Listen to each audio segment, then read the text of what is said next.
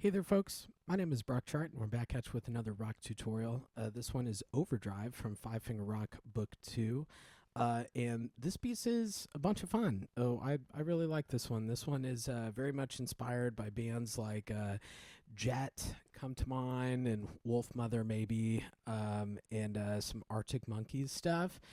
And what I love, a lot of Jets pieces in particular, a lot of their like hits, like "Are You Gonna Be My Girl," is very bass forward, and it's just this really, I don't know, really larger than life sound, and it's very like bass driven, and it pushes the tune in a cool way. This really like driving kind of force behind it, and so I wanted to do something kind of with that. And so that's it. Starts out with a kind of a bass feature, and so when we learn this, we're going to put your left hand thumb on this bass B. And remember, watch out that I do have a little note that left hand will be one octave lower than written throughout the whole piece. And so nobody likes reading ledger lines, myself included. And so we're going to be down here on this super low B. So, in our whole job as the bass player is to provide really good, steady time throughout there. My old jazz band instructor used to say that the bass player is the one that's driving the bus. And they're the ones that's really establishing the time. So, a lot of people think that it's the drummer, but at least for our band director, it was the bass player, and it's kind of the drummer's job to decide what type of bus we're driving, what is the style, but the bass player is the one that's kind of establishing the pulse. So, and it's mostly quarter note based in this one. Watch out that we do have some swing eighth notes. They're little like anticipations. We're talking about measure 2, measure 4, measure 6. And so just be careful about that. And we're wanting this really like really wide, smooth sound. And so they are, we're not wanting like staccatos there. We're wanting a little bit more length. Think short but fat. 3, 4, 1, 2, 3, boom.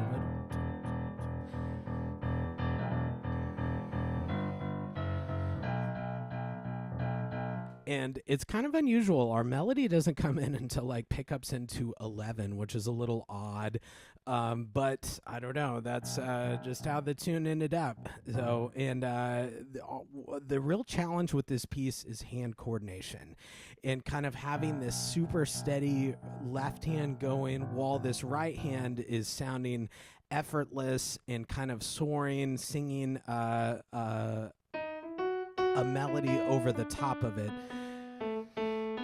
So, and it's we're wanting it to sound effortless and like we're not even breaking a sweat, but under the hood it's kind of tough to do. So I would recommend just going slow and practicing right hand alone there.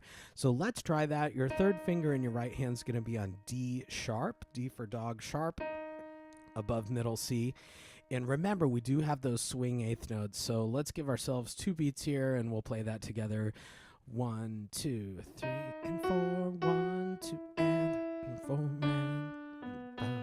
And 1, 2, 3, 4. Wait, 2, 3. 1, 2, 3, 4. 1, 2, and 3, and 4. So some anticipations there, some and of 4s tied over there, some and of 2s tied over there as well.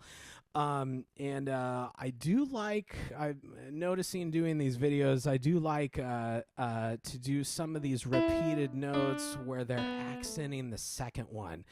If you guys have rock book, or no, I guess that would be pop book 1. Bad Apple is the very first tune there, and it's kind of a similar like that, where the first one is kind of softer and then soft, loud, soft, loud, soft, loud. So I don't know. I like something about that. And this tune has the same sort of sound. Boom, soft, loud, soft, loud, soft, louds. So just be cautious about those accents and don't be afraid to exaggerate those. That's part of it. So again, we're really wanting the right hand to be our singer and for it to sound very smooth, very effortless, very song-like. And so with both hands, it'll sound like this.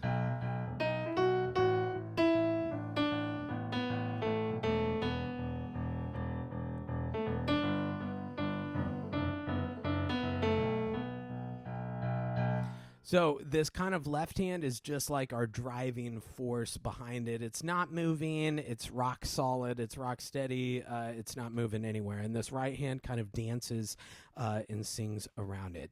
So there is a pedal marking at the end of that first page. And honestly, I did that more for the page turn rather than like a musical thing. But it's kind of a nice deal to have that, going through there. And then you can turn the page. And it's very similar melody in measure 18, except your right hand does venture out a little bit higher in 20. A, B, F, E, D. And then we have this little hit thing.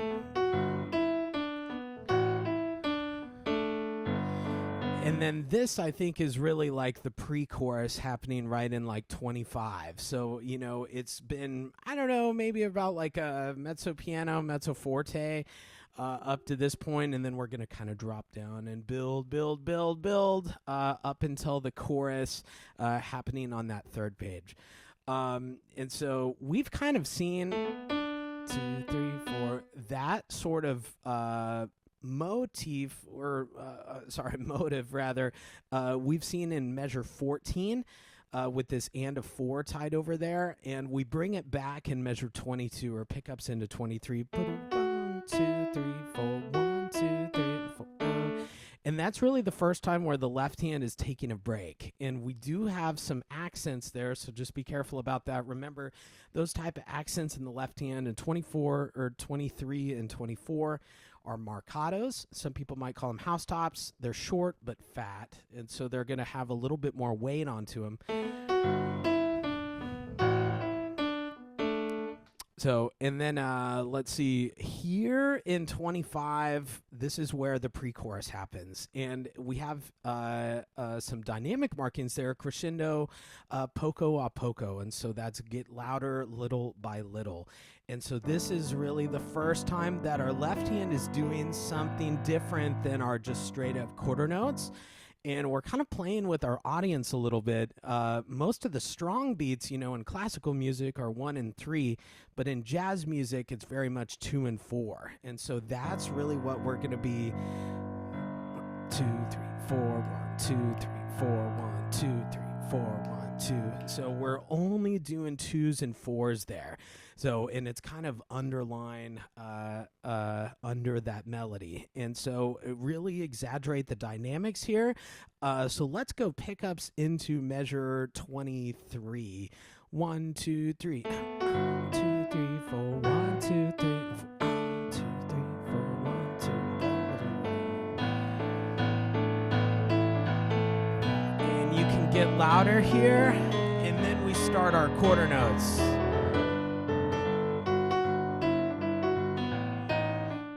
So in that right there, like that pickups into whatever 33, that would be our chorus, I think.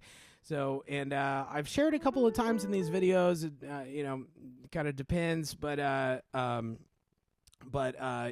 once in a while I'll hear like little bits and pieces of like lyrics, and this is definitely one of those. So let's try that, and I'll sing a little bit for you. But I would always encourage, students to try making up your own lyrics to this. That would be cool. Looking to find the words of love that would lead me to you.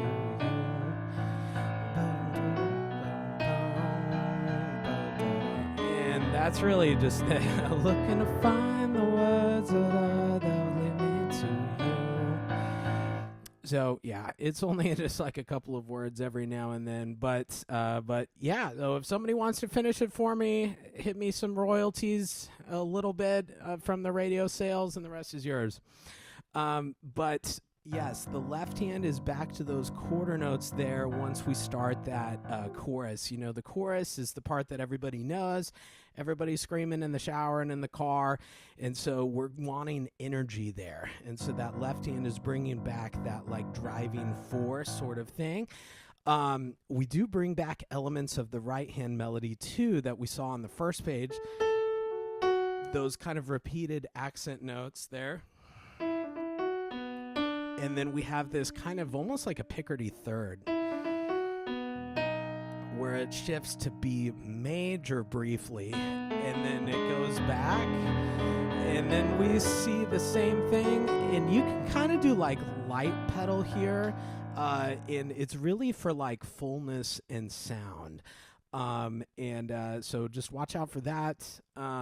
Let's see. And then on the last page, it's kind of things that we've seen before, except it does stop our quarter note bass and it goes to just whole notes here. And it's almost like sometimes in rock songs, you know, the singer or the guitar player or part of the band will still be going full force and the rest of the band will like drop out. And so that's kind of what I'm imagining there.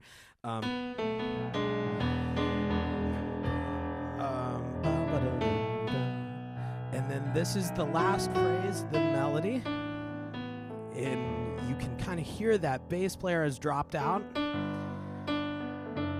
but the singer is still doing, you know, full force.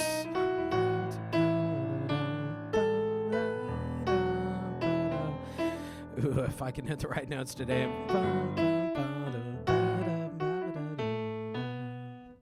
So, yeah, that is a little bit of Overdrive. And thank you guys so much for tuning in for this one. Oh, I appreciate it, and hope you like the song, and I hope this video helped you learn it. So, thanks again. I'll see you in the next one.